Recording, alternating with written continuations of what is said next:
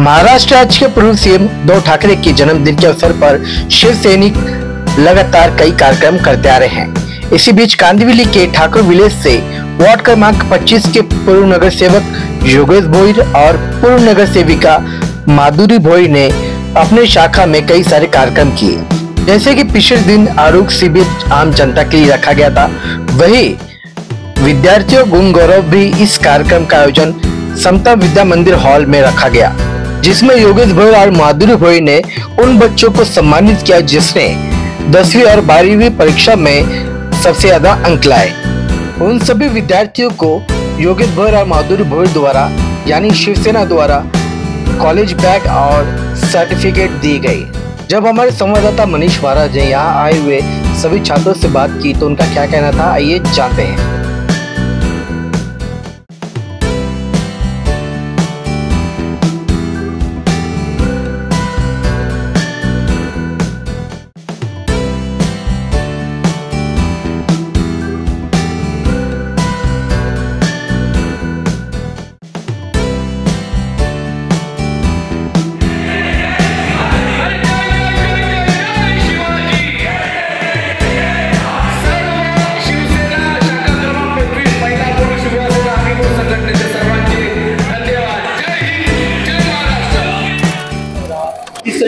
यहाँ पर रखा गया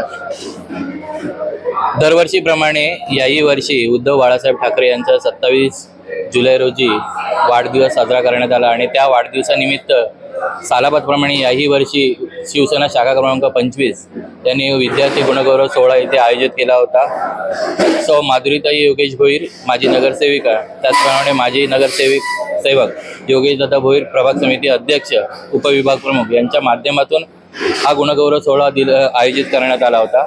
त्याचप्रमाणे विद्यार्थी गुणगौरव सोहळा साजरा करता असताना आम्हा युवकांना हे फार मोठं प्राधान्य देतात आणि आम्हा युवकांना पण कार्यक्रम करण्यासाठी संधी देतात आणि भरपूर आज नाही म्हणाला तरी सुद्धा 350-400 मुलं इथे होती जी 60% वरती होती। आपण जर त्याच्याहून कमी टक्क्याच्या मुलांना जर घेतलं तर फार मोठी संख्या होईल, पण कसं आहे की मुलांना पण एक कॉम्पिटिशन असावं त्याच्यासाठी आपण 60% एक मार्जिन इथे सेट केलेलं आहे की 60%च्या वरती जी मुलं आहेत त्यांनाच आपण इथे प्राधान्य देतो आणि त्यांनाच आपण गुणगौरवित करतो आणि त्याच्याहूनही 12वी 15वी आणि त्याच्यापुढे जे पदवीधर विद्यार्थी असतात त्यांना आपण हे करतो आणि या पद्धतीने आपण उद्धव बाळासाहेब ठाकरे यांना वाढदिवसाच्या शुभेच्छा देत असतो।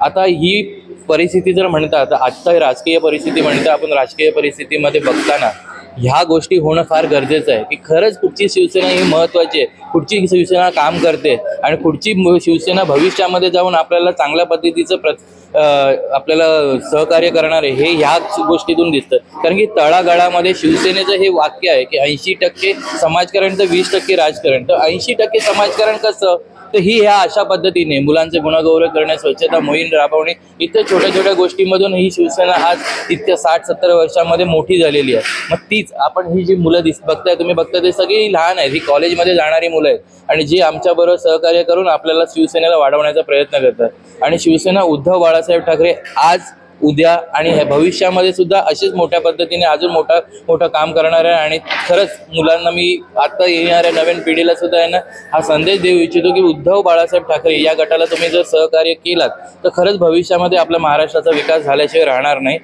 आणि आता ह्या सर्वांच्या मी जे प्रतिक्रिया होत्या माझ्याकडे आलेल्या ह्या मी आपल्यासमोर मांडत आहे आणि हेच प्रतिक्रिया मी बघून आपल्याला सांगतो की खरंच उद्धव बाळासाहेब ठाकरे या गटाला आपण पाठिंबा द्या, महाराष्ट्राला आपण चांगल्या रीतीने वरती नेऊ आणि आपलं नाव लौकिक करू महाराष्ट्राचं। जे पण नोकऱ्या इथून गेलेल्या आहेत, कंपनीज बाहेर गेलेल्या आहेत त्यासुद्धा आपण आणू शकतो जर उद्धव बाळासाहेब ठाकरे या गटाला आपण सपोर्ट केला तर। कारण की आपण बघताय की जिथपासून फडणवीस सरकार आलेलं आहे, परत मतलब BJP आहे, नकली सरकार आपण म्हणू शकतो याला, एकदा चोरून घेतलेलं सरकार म्हणतो आपण, तशा पद्धतीचे सरकार इथे राजकारण करते आणि या राजकारणातून जे दिसतंय आता आणि आपल्याला जो फंडचा कमी आहे ती भरपूर साऱ्या आपण काय बोलतो की योजना राबवण्याचा प्रयत्न करतो की मी हे करणं ते करणं, पण फंड तर काहीच नाहीये। मग तो फंड कुठून अवेलेबल होणार? मग त्याच्यासाठी सुद्धा प्रॉब्लेम्स आहेत। मग त्याच्यासाठी जी खरं सरकार आहे ज्याच्याकडे फंड अवेलेबल करू शकतो, आज कोरोना काळामध्ये आपण बघू शकता की उद्धव बाळासाहेब ठाकरे यांनी महाराष्ट्राला कसं सांभाळलं, मग जर त्या बिकट परिस्थितीमध्ये जर उद्धव बाळासाहेब ठाकरेंनी एवढ्या मोठ्या प्रमाणामध्ये जर महाराष्ट्राला सांभाळलं असेल, तर आज जर चांगली जेव्हा हे चालू आहे त्यावेळेला जर महाराष्ट्र जर उद्धव साहेबांच्या हातात दिलं तर महाराष्ट्राची किती पद्धतीने अजून मोठ्या पद्धतीने वाढ होईल आपल्या म्हणजे खजिन्यामध्ये म्हणा किंवा कुठच्या इतर योजनेमध्ये सुद्धा. तर त्यासाठी मी पुन्हा एकदा आपण माझा इंटरव्ह्यू घेतला त्याबद्दल धन्यवाद. आणि खरंच पुन्हा एकदा सर्वांना सांगू इच्छितो माझ्या या माध्यमातून उद्धव बाळासाहेब ठाकरे हे आपलं भविष्य आहे आणि ह्यापुढे युवासेना ही पुढे जाऊन अंगीकृत संघटना जी आहे ती मोठी होणार आहे. आणि तुम्ही ही बघता की सकाळपासून जिथपासून आम्ही याला 9 वाजता बोलवलेलं आहे, सकाळी 9 वाजल्यापासून आत्तापर्यंत मुलं खुर्च्या उचलण्यापासून पण कामं करतात, कोणी थांबलेलं नाही आहे. धन्यवाद. जय हिंद, जय महाराष्ट्र. पुन्हा एकदा उद्धव बाळासाहेब ठाकरे यांना वाढदिवसाच्या हार्दिक शुभेच्छा. आमच्या शाखा क्रमांक 25च्या वतीने सर्व युवकांच्या वतीने उद्धव साहेबांना पुन्हा एकदा वाढदिवसाच्या शुभेच्छा. धन्यवाद. जय हिंद, जय महाराष्ट्र. शेकडो विद्यार्थी इथे आज उपस्थित होते. विशेष बाब म्हणजे की विद्यार्थ्यांचा गुणगौरव करण्याची संकल्पना गेली 12 वर्ष मी माझ्या विभागामध्ये राबवत आहे आणि विद्यार्थ्यांचं संपूर्ण 1 वर्षाच्या कालावधीमध्ये केलेला अभ्यास, त्यांच्या एक्झाममध्ये आलेली गुणवत्ता ह्याच्यावरती त्यांची जी भूमिका असते त्यांना आपण कुठेतरी प्रोत्साहन करण्यासाठी किंवा त्यांच्या आईवडिलांना उत्तेजित करण्यासाठी आपण हे कार्यक्रम राबवतो. आणि माझ्या विभागामध्ये असे बहुतांश कार्यक्रम मग समाजकारण असून दे, सामाजिक असून दे, लोकोपयोगी असून दे, सांस्कृतिक असून दे, धार्मिक असून दे, असे आपण हे कार्यक्रम राबवतोय. आज इथे कार्यक्रम जो संपन्न झाला, शेकडो विद्यार्थ्यांनी सहभाग घेतला. मी सर्व विद्यार्थ्यांचे खूप खूप इथे अभिनंदन करतो. आणि आजचा जो खास विषय होता की 60% आणि त्याच्या वरती सर्व 10वी 12वी ग्रॅज्युएट, डिप्लोमा, डिग्री आणि इंजिनिअरिंग केलेल्या, डॉक्टरेट केलेल्या मुलांचा इथे गुणगौरव होता. आज अभिमानाची गोष्ट अशी आहे की ह्या गुणगौरव सोहळ्यामध्ये आमचे 2 युवासेना, एक श्रेयस महापनकर आणि उर्वी तिवारी हे ॲडव्होकेट झालेले आहेत. म्हणजे एक युवा सेनेचा आपला पदाधिकारी ॲडव्होकेटच्या पोस्टवरती एक हायकोर्टमध्ये ॲडव्होकेट झालेले आहेत. आम्हाला त्या मुलांचा नक्कीच गर्व आहे की 22 आणि 25च्या वयाच्या आत ते ॲडव्होकेट झालेले आहेत. अशा मुलांचा आपण इथे सत्कार केलेला आहे. त्यांच्या समवेत आमचे सर्व शिवसेना पदाधिकारी, युवा सेना, अंगीकृत संघटना, महिला पुरुष आज सर्व इथे उपस्थित होते. और एक तरफ ये देखा जा रहा है कि पिछले दिनों लाड़की बहन योजना और लाड़का भाऊ योजना काफ़ी चर्चा में रहा. आपको लगता है कि ये योजना सही तरीके से ग्राउंड पर है? देखिए, आज जैसे अभी योगेश भाऊ ने कहा कि गुणवंत विद्यार्थियों का हमने सत्कार किया. शिवसेना का कार्य ऐसे चल रहा है और हमारे कर्तव्य दक्ष नगर सेविका माधुरीताई भोईर और ये हमारे विभाग प्रमुख योगेश दादा भोईर पिछले कई सालों से जो यशस्वी विद्यार्थी है हमारे प्रभाग के, जो गुणवान विद्यार्थी कुछ करना चाहते हैं, उनका सत्कार यहाँ हो जाता है. आज आपने देखा 150 के ऊपर विद्यार्थियों का यहाँ सत्कार हुआ. शिवसेना की हमारी कोशिश ही यही रही है कि युवाओं को हम सक्षम बनाएं, बेरोजगार नहीं बनाएं. आज युवाओं को क्या चाहिए? आज युवाओं को रोजगार चाहिए, व्यवसाय चाहिए या नौकरी की अपॉर्चुनिटी चाहिए. आप देख रहे हैं, आप सभी सुन रहे हैं कि बहुत सारे व्यवसाय, बहुत सारे उद्योग धंधा महाराष्ट्र के बाहर जा रहा है और इससे हमारा रोजगार जो व्यवसाय है वो कम होते जा रहा है. 8 लाख करोड़ का कर्जा महाराष्ट्र के ऊपर है. तो ये सही नहीं है कि कोई भी मुफ्त की कुछ योजनाएं चालू की जाए. हमारा ये कोशिश है, अभी ये सरकार की योजना है, जो हमारे बहनें उसका लाभ लेना चाहते हो ले सकते, कोई उसमें प्रॉब्लम नहीं है. लेकिन सरकार की तरफ से ये सोचना चाहिए, क्या हम महाराष्ट्र इतना सक्षम है कि इस तरह से योजनाएं हम लागू कर सकते हैं. अभी 2 दिन पहले हमने सुना है कि हमारा वित्त विभाग है महाराष्ट्र का, उसने चिंता जताई है कि इसका बोझ काफ़ी पड़ सकता है हमारे महाराष्ट्र के ट्रेजरी के ऊपर.